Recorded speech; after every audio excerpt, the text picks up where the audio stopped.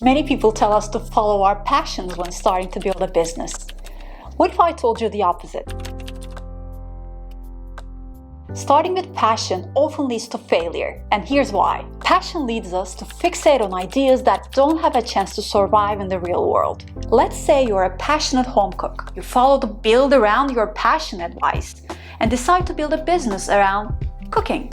Your idea is to sell home-cooked meals from your apartment. You try a few meals, have it tested by your household, you get approval. The next step is to try and sell your meals to your neighbors. You knock on their doors. They say, "Wow, good for you.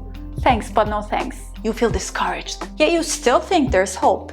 You say, "Maybe the people who'd buy from me are someplace else." You start an Instagram account.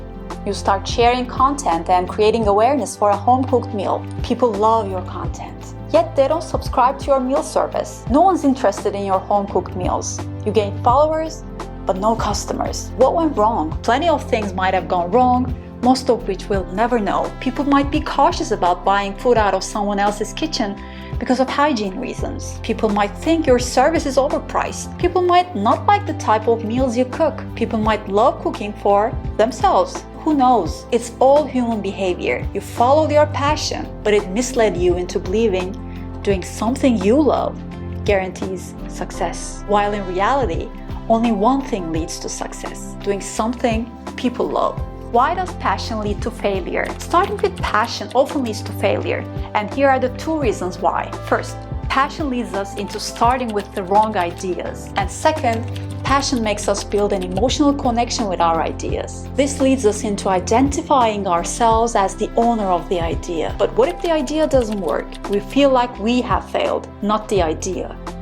And to delay feeling like a complete failure, we make sure our idea stays alive for as long as it takes. We delay the decision to kill them off. Why you don't need a passion to start? Good ideas don't always start with passion.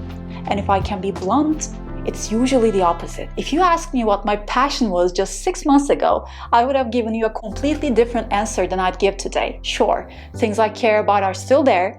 Sure, my old answers to my "what's your passion?" question are still valid, but the composition of my interests and skills changed so much within those 6 months that "what's your passion?"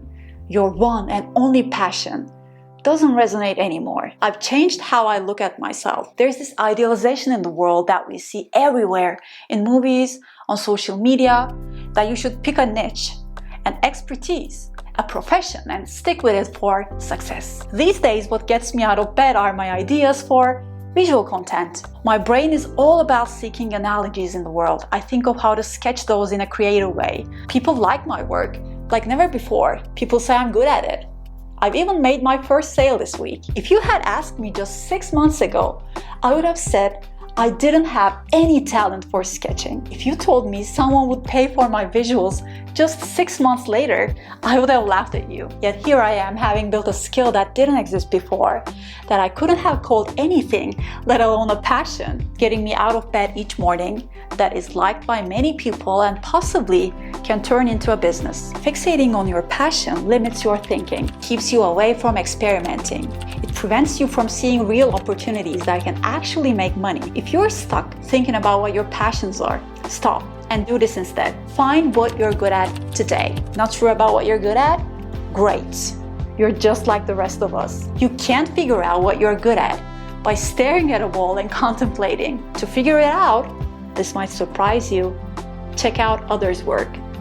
See what works in the real world. Collect inspiration. See how you can apply their succeeding models into your areas of interest. For example, let's say you've seen someone making money online by creating video courses to teach people something. This shows people pay money to learn stuff online. What can you teach? Second, try a few things. Discover which ones of those give you energy. Can you keep doing them for a while? This is the part people mistakenly think is passion.